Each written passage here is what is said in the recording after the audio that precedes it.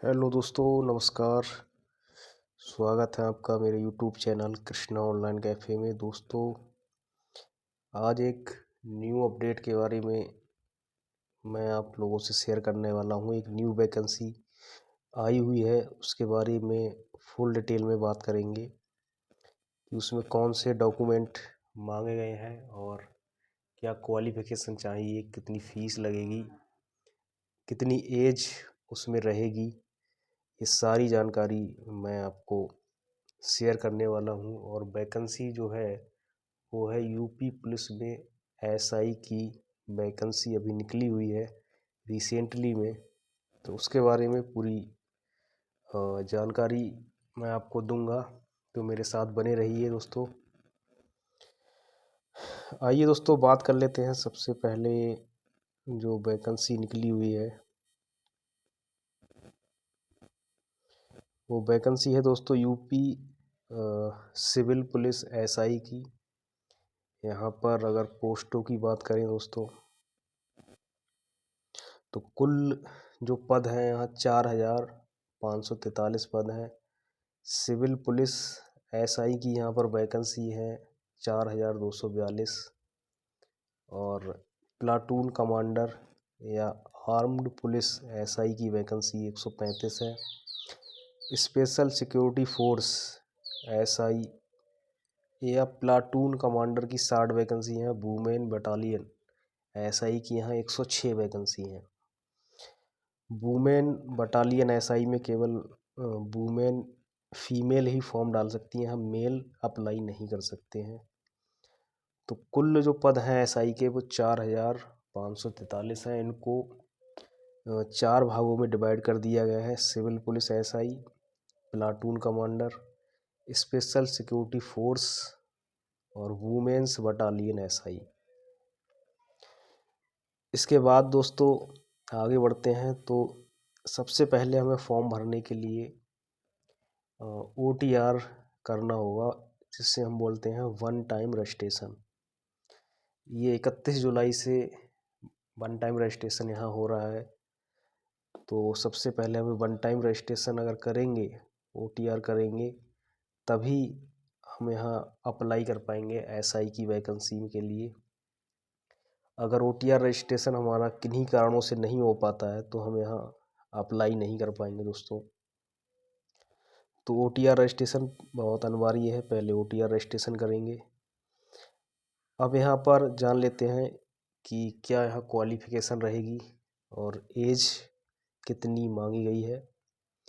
तो क्वालिफ़िकेशन में आपने ग्रेजुएशन किया हो एनी सब्जेक्ट से, किसी भी सब्जेक्ट से और किसी भी विश्वविद्यालय से, तो आप यहाँ फॉर्म को अप्लाई कर सकते हैं। एज की बात करें तो 1 जुलाई 2025 तक आपकी एज 21 वर्ष हो जानी चाहिए। और अधिकतम एज की बात करें तो 28 वर्ष है, लेकिन यहाँ छूट 3 वर्ष की आपको मिल जाएगी। यानी अगर आप 21 से 31 वर्ष के बीच में जो भी स्टूडेंट हैं वो यहाँ पर अप्लाई कर सकते हैं। फिजिकल स्टैंडर्ड और फिजिकल एफिशिएंसी की बात करेंगे तो यहाँ पर मेल जो कैंडिडेट हैं वो जनरल के हों, OBC के और SC के कैंडिडेट हैं, उनकी हाइट यहाँ पर 168 सेंटीमीटर मांगी गई है और चेस्ट 79 से 84 सेंटीमीटर होना चाहिए।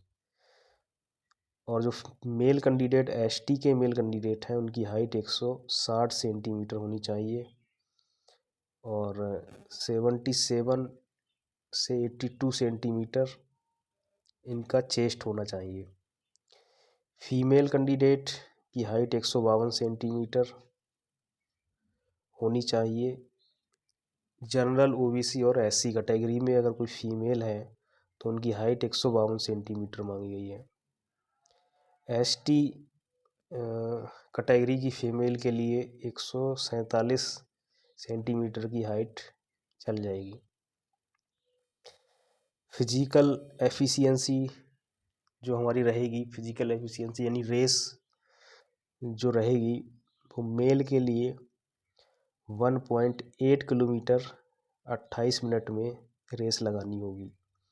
वहीं फीमेल को 2.4 किलोमीटर 16 मिनट में रेस लगानी होगी।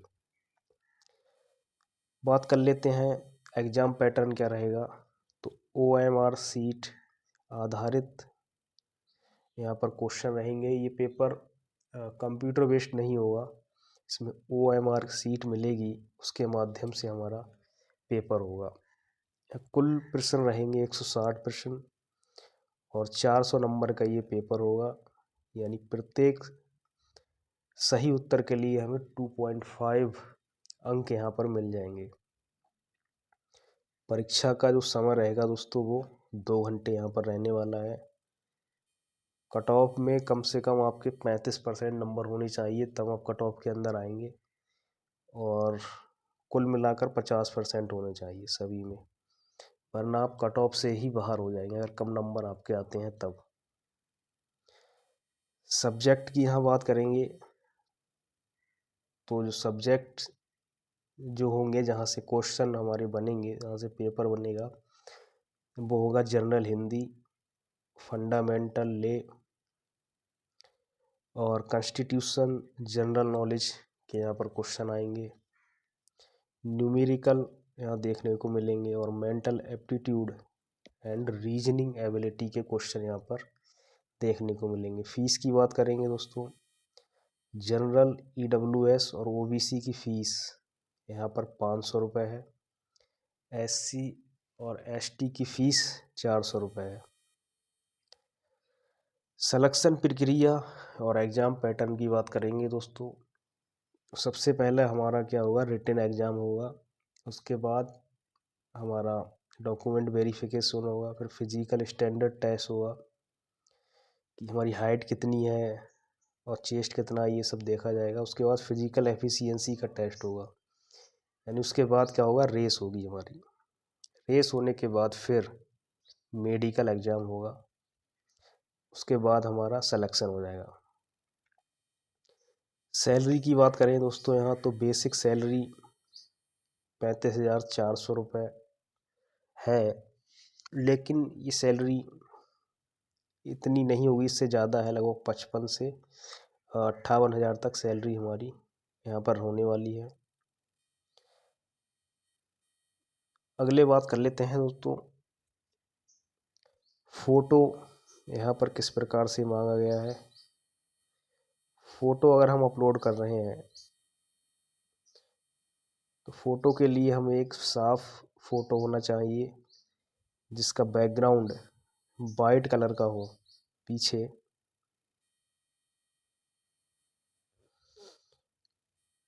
वाइट कलर का बैकग्राउंड हो और क्लियर फ़ोटो हो, तभी हम यहाँ पर मान्य होगा।